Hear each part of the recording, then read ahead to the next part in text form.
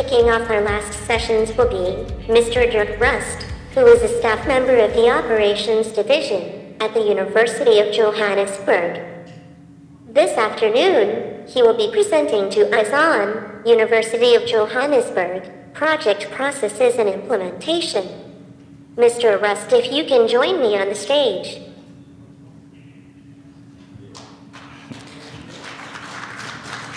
Thank you. Thanks, Peppa. I think I definitely got the best introduction, including a dance, so thank you very much. You there already.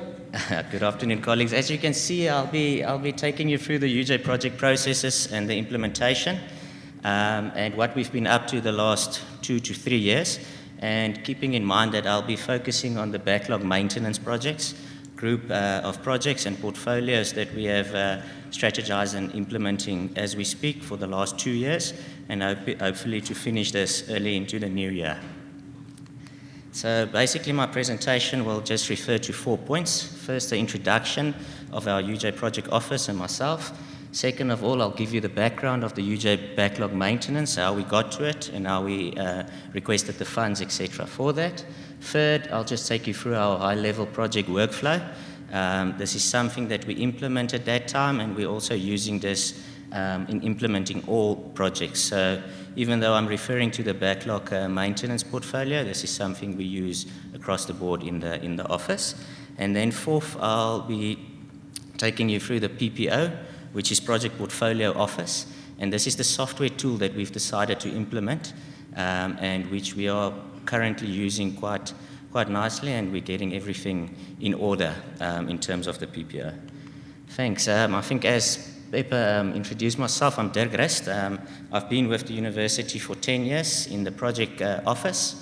We refer to ourselves as CTS, which is Central Technical Services, and the leg that I will focus on today is the project office, or the project part of CTS. So basically CTS is then also responsible to implement all capital and maintenance related projects, and for the rest of my presentation I'll be referring to the backlog maintenance projects. So basically, if you have a look at the first point, back in 2016 we did a study with BuildCare, and we basically came to a figure of just over 500 million in terms of backlog maintenance on most of our buildings, and this covers all 4 campuses as well. Basically from there in 2016 to 2018, we received 145 million. This is DHET and UJ contributions, and it was split into 2 cycles, the 2016-17 and 2017-18 IEG cycle that we would like to refer to. A 71 million for backlog maintenance was also released now recently for the 2018 to 2021 MIF projects, but basically my presentation will refer to the 2016 to 2018 cycle. Once we received this money, we sat together and we realized that we would want to implement this project by distributing the money into portfolios. The portfolios that we came up to is disability access, well-founded laboratories, which is mostly our undergrad labs, backlog maintenance general, which refers to painting, tiling, structural issues, etc., waterproofing and roofing, where we had quite a lot in major projects as well, lecture venues, electrical infrastructure, gas and water piping infrastructure, and student residences. After we distributed the money into these portfolios, we allocated it to project managers. Some project managers will have more than 1 portfolio, some will only look at 1 portfolio.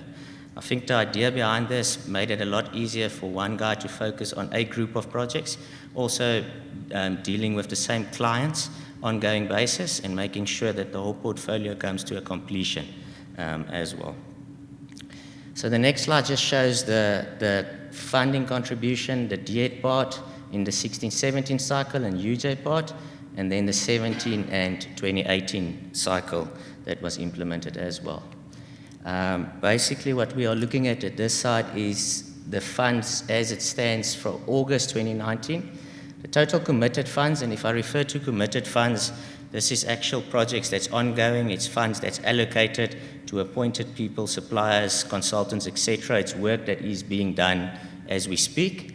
Actual expenditure to date in the orange is actual invoices paid, money that's left the university. So we can look at work that's completed. So I thought I'll give a line here that shows both actual expenditure and committed funds. The idea of this is to show the progress that we've made within that cycle.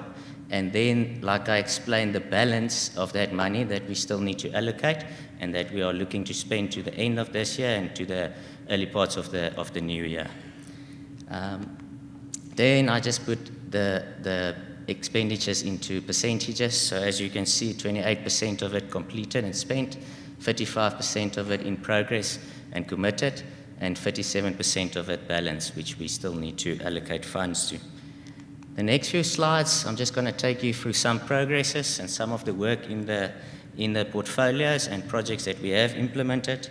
So this is our student residence. We focused a lot on new kitchens, doors in all the rooms. There's also some new counters that we installed in the residences' kitchens, upgraded the laundry facilities. There's just some microwaves and cages that we're storing them in. We've got some new flooring in a lot of residences, and also something that we're standardizing in the reses is the desk space that we installed in a lot of our residences as well.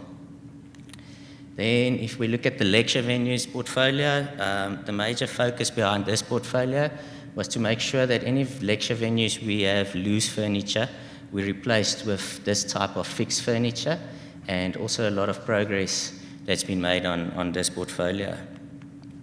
Like I explained, the waterproofing and roofing problems that we are experiencing in a lot of our buildings is probably one of the portfolios that kicked off the earliest, and we've been showing a lot of progress on this. So again, just some photos on our APB campus as well as our Soweto campus of some of the work that we've completed as well. As in the earlier discussions today, the people with disabilities got some attention. So as you can see, we've also done quite a lot of work in terms of disability ramps. There's some pictures of projects still in construction, as well as some ramps that's been completed to some of our buildings, as well as residences.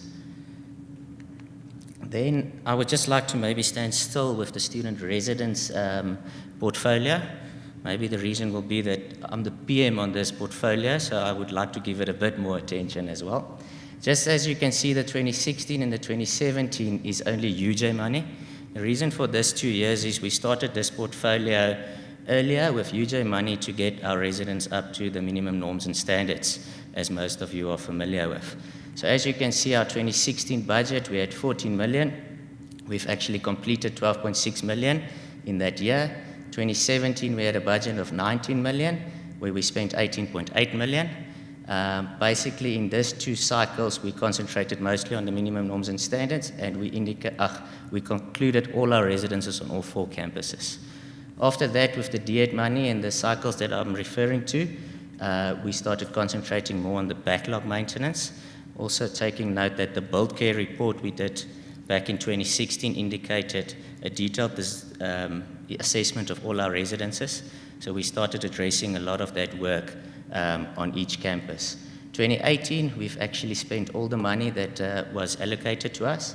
And 2019, we finished a lot of work in the June holiday now. Most of that project is coming out of retention periods now, and we hope to spend the rest of that over December with some scope that wasn't allocated in the original project. So basically, that's the background and the portfolios and how we decided to implement this.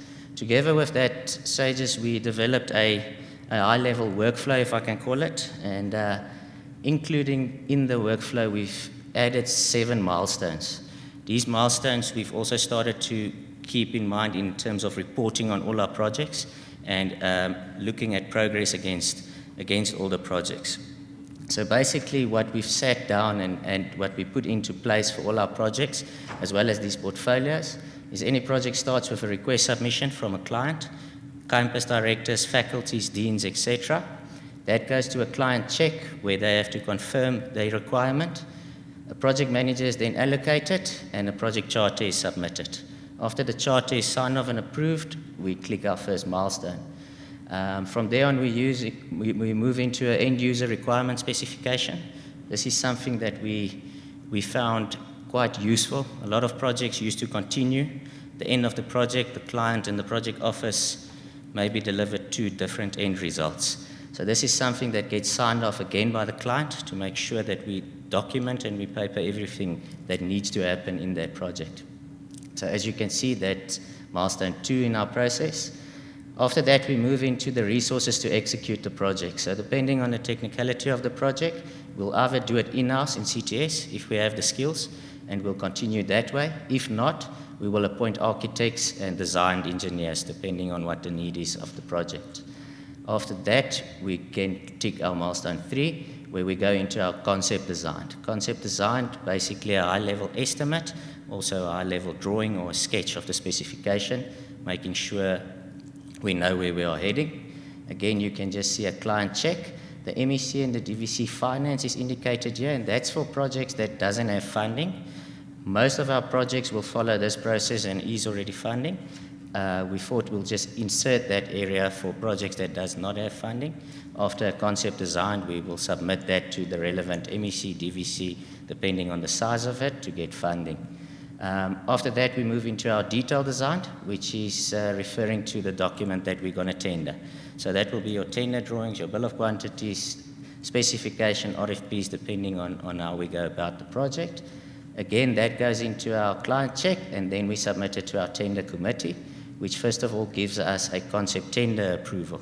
That refers to the supplier list, the budgets, everything that's in place for us to actually start this project and get going. After that, the evaluation, everything takes place, and we submit our recommendation to the tender committee. From there on, it's basically the construction, making sure the client is happy with practical completion, getting it into the system commissioning, and also then transferring it to our operations department, which I can basically refer to as our maintenance department, making sure they have the relevant documentation, knowledge, and training to take over the facility or refurbishment, depending on the project. And that takes us to the project completion, which is our final milestone. So yeah, that's in high level just how we follow our projects. We broke this down into more detail, but I'm not going to bore you with that today. And then after this, we realized we need a tool. We need to make sure all project managers follows the same process. We need to make sure our governance is in place as we say we are doing it. And that's where PPO popped up. PPO, like I said, is Project Portfolio Office. And the reason how we got to PPO is basically referring to 4 points. An audit done in September 2018, which basically brought out the areas that we need to improve as a project office, which you can see is cost and project, schedule monitoring and enhancement required. So basically managing our costs better on a day-to-day basis, and also making sure our schedules, etc., is in place, and also following that by implementing the projects. And also the infrastructure project methodology was not implemented, so that refers to our previous high-level workflow, the document that we did. The auditors couldn't pick it up everywhere. And also critical documentations for events that didn't exist, and inadequate monitoring and management of the backlog projects, which I referred to. So that's one of the reasons why we decided to PPO.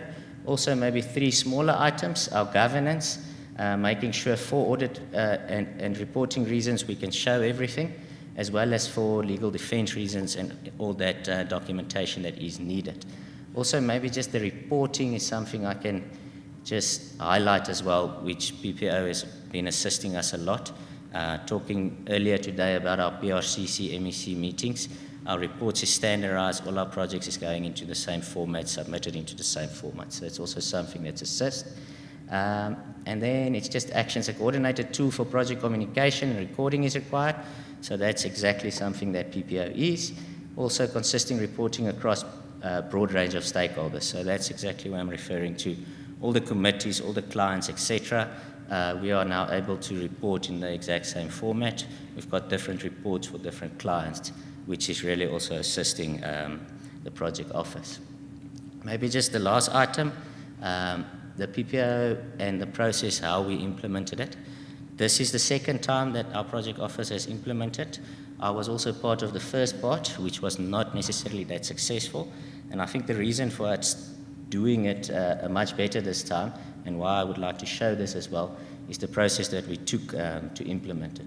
First of all, we spent quite a lot of time with the PPO team looking at our requirements, reviewing all our different reports and what is needed from us. So PPO got a good idea and a good understanding of what is needed from our side, as well as our stakeholders that we engage with. From there on, we did a system design and a development and testing. So basically, PPO made a bit of changes, customized it for us, for our office, and also did some testing. So we implemented 3 projects at the start, where we ran the reports and processes on, which we found to also assist in implementing it. From there on, we went to our user awareness and training. So again, we spent some time with all the project managers, making sure that they are aware, the clients know that we're going to go into this change and this is the way that we will be implementing. After that, we went into what we would like to call our priority 1 projects.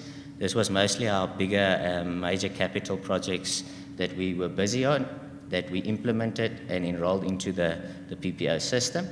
After that, we went into team member trainings. When I refer to team member, it's our administrative staff, our quantity surveying, that type of support in the office that also got trained into their inputs into the system. We then implemented priority 2 projects, which was something that we decided we will roll out in that format. We did some viewer management training. Again, that is people that needs to view the report. We just informed them, communicated to them that this is what we will be doing. After that, we finalized the priority 3 projects, and that led to closing of that project, which was June this year. And I'm quite glad to report that we are currently reporting, implementing on a day-to-day basis on the system. And I think a lot of my colleagues within the project office can talk with it. We've really gotten a lot of advantages from the system as well. So basically, before I go into questions, I would just like to go back to the start of my presentation and just run through everything again. Like I explained, a lot of this thinking and planning started with our backlog maintenance when we got this money and this portfolios, and we sat down how to implement it. From there on, we developed this high-level workflow. Of course, there's more detail to it, and we also got the tool to implement on this. So yes, I think from my side, thank you very much for the opportunity to give you a bit of insight from the UJ side. Like I explained, I was the project manager on the student residence. A lot of my colleagues is here, so we will gladly answer any questions regarding all of the projects. Thank you.